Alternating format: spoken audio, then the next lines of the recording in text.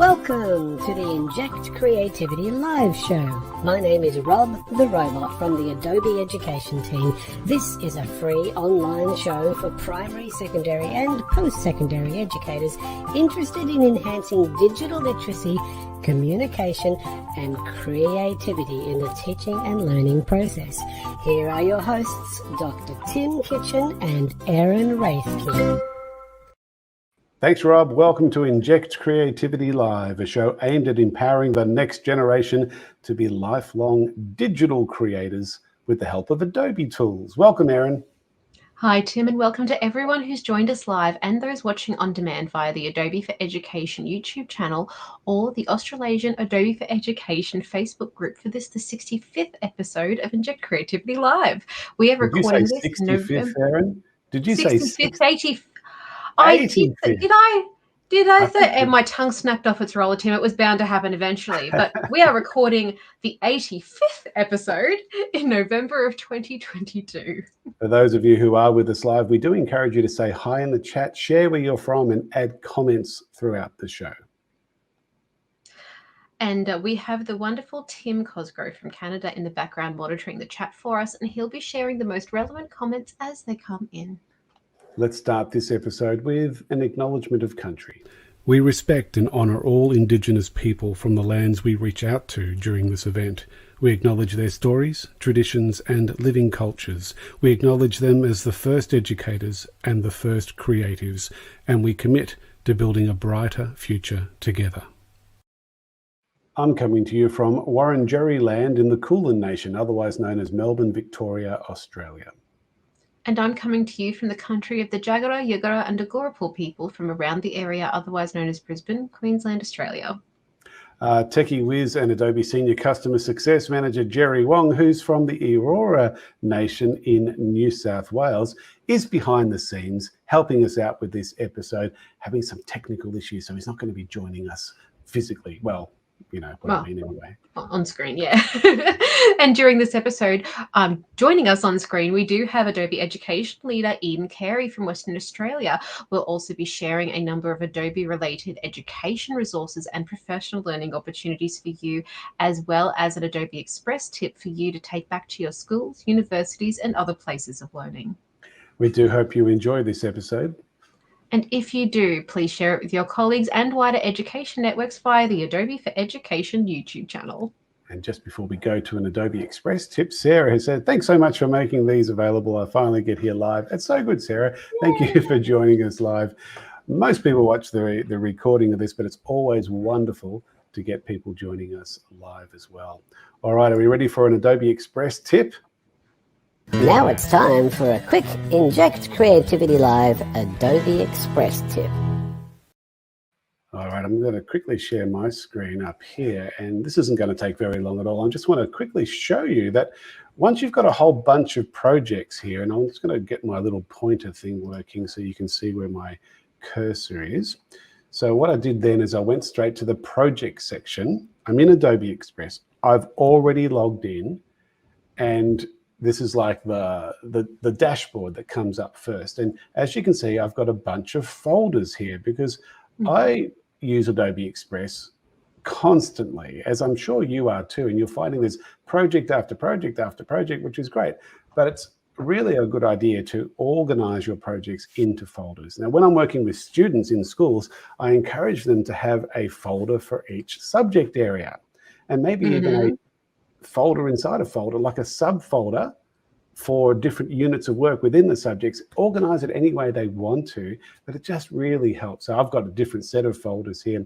Erin, do you do something similar?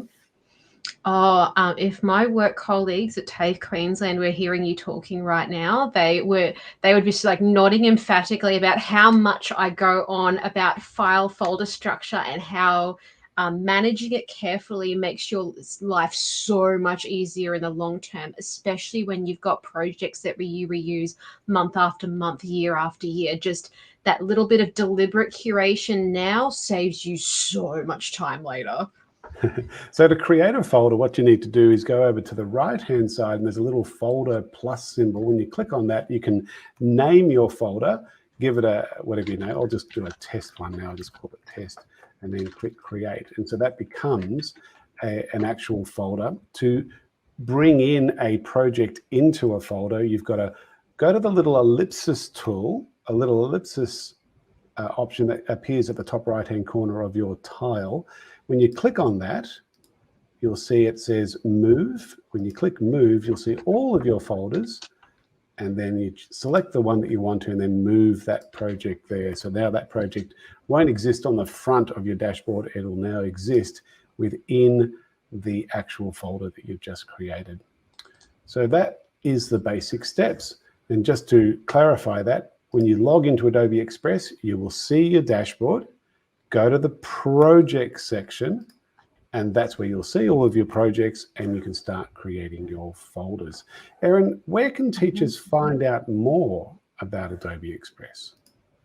If you look up adobe.ly/express-APAC to find out more about working with Adobe Express via the Get to Know Adobe Express site. Fantastic.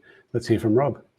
We hope you're enjoying this episode of Inject Creativity Live with Tim Kitchen and Erin Raethke.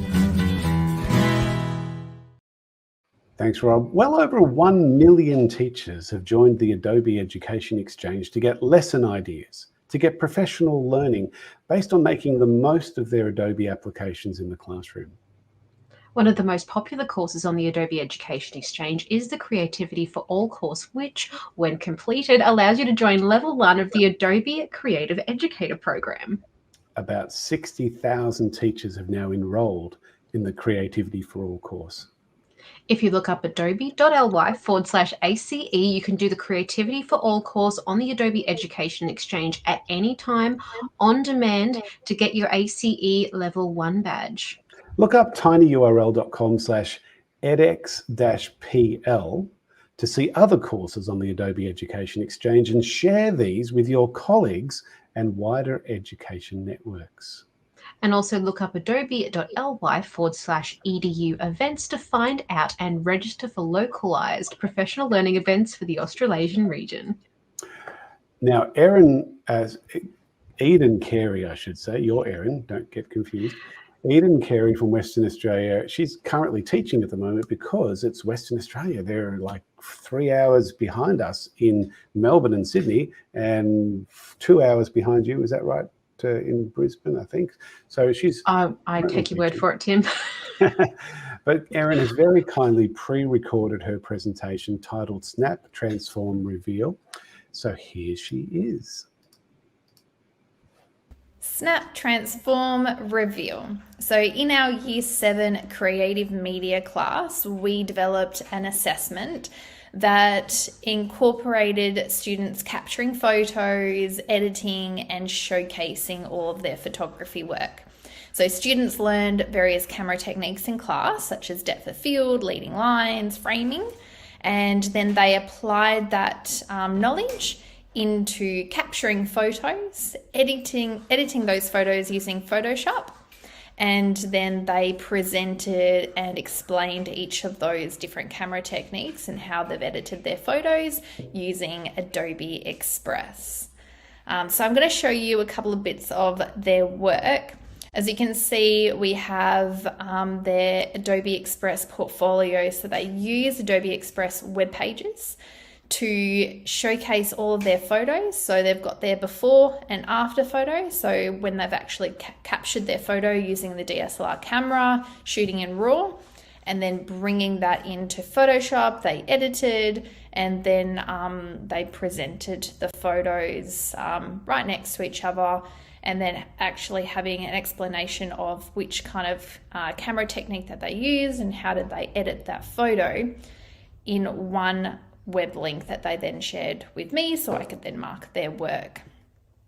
So as you can see, they've got Adobe Express allows you to create a side-by-side picture, which is what the girls use to have their before and after picture, as well as in a linear format that they can add a caption to their image, as well as adding a paragraph and saying, okay, well, this is the rule of thirds and this is an explanation that we have here.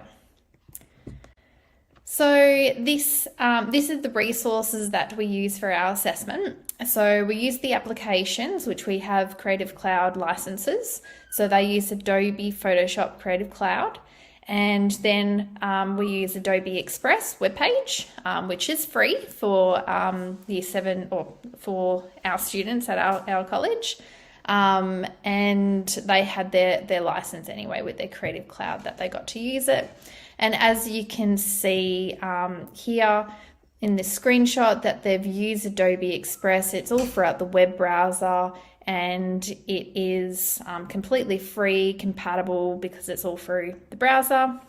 And they were able, just in a linear format, just up to all the way down, just scroll down and hit that plus button to then add a background picture, to add text, and the girls just picked it up extremely quickly. We also used equipment. So we had DSLR cameras that the girls got to use in class, and that way they were able to practice their different camera techniques and use the class time to take those photos, and also props that they might have brought from home or some that they might be able to borrow from the school library. We have a lot of flowers at our school, and so the girls used a lot of the flowers, especially when it came to framing, using the hedging, using flowers to kind of frame around their images. So when we use Adobe Photoshop, because we shot our cameras in RAW, so it was a CR2 file type. So automatically when you bring in that file type into Photoshop, it does come up automatically into Camera Raw filter.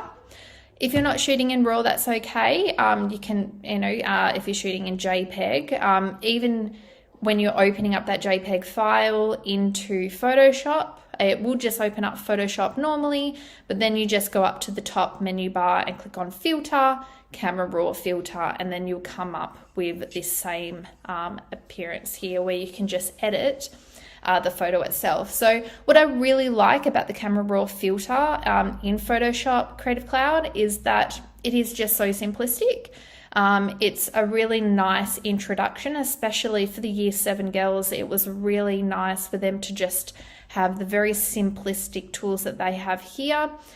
If I scrolled up here, there was like an auto button or a black and white, so you can just at a click of a button, click on auto, and it perfectly adjusted. And then the girls would be able to see all the detail of all the adjustments that was made in Photoshop.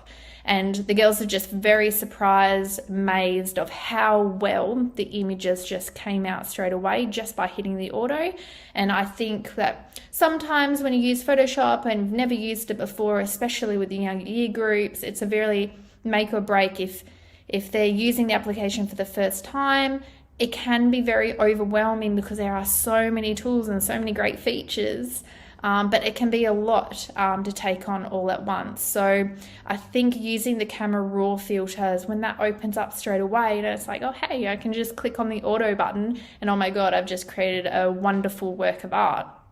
And I think it was just a fantastic opportunity for the girls to just have that little bit of a stepping stone into using the application. So a really great start for them. Also practicing the very basics because they opened the file into Photoshop, as well as because it is a CR2 file, we needed to export that file off, which we exported as a quick PNG. So then again, just teaching the students how to go to File, Export, Quick Export as PNG. And so just having that repetition of that skill as well was really handy. So they understand a little bit about file formats as well. They understand the difference between, okay, what's a PSD file, what's a CR2 file, and what's a PNG file. So having that little bit of understanding, well, what's the purpose for each of those file formats and what do they do, how do they differ? So that's a very good skill as well. So once they exported all the different photos, they had all their photo collections, all their different camera techniques, we then spent one lesson, literally one lesson, going through Adobe Express webpage. As you can see, I've just highlighted it here. So heaps and heaps of tools. So I just kind of gave a little bit of an overview of like all the different opportunities, all the different tools and quick actions that you can use from Adobe Express. And then I clarified and went through web page in a little bit more detail. So we went through that, just literally hit the plus button, add text H1, H2, header 1, header 2, or just paragraph text or adding an image. And I went through the very basics, probably 10-15 minutes is all the time I went going through how to log into their free Adobe Express account, how to click on the web page, and then just a little bit of a run through of adding text and adding images. And then we use that lesson of saying, okay, we'll now go off and practice, go off and use Adobe Express and have a go. And they started putting all their photos into their portfolio, presenting all their work, typing in their paragraphs. As I was going around the class, gave them a little bit more tips and a little bit more guidance of, hey, how about you try this and how about you try that? Lots of trial and error. The girls just went like, Miss, let's show me, have a look at this. And I was looking over and amazed at all the different work that the girls came up with. So really great way that the girls can make their own web page without having any knowledge of building websites. A very simplistic tool for them just to showcase all their work in a very, very graphical way. And so again, this is just a couple of examples of what the girls created with their heading, with their paragraph text, using the collage features and having the images presented. They didn't have to go off and using another tool to create their collage here. They could just pop in 3 images, and again, the application just does it all for you. Or they could have their before and after, and again, there was a spot for their caption as well, before and after, and their caption. So it was very easy for the girls to use, didn't have any difficulty with it, and really easy for them to just share that link with me as well in terms of allowing me to mark their work. So they were really creative. The assessment went extremely well. And again, just to summarize, it was our year 7 group. I work at an all-girls school at Santa Maria College, and the girls were in an elective, which is creative media, and just 3 aspects to this assessment. They were to capture 3 photos for each of the camera techniques, so like depth of field, rule of thirds, and framing, and so on. Then they had to just do some minor edits, so just cropping or some contrast or lighting. So just using that auto or using black and white was okay.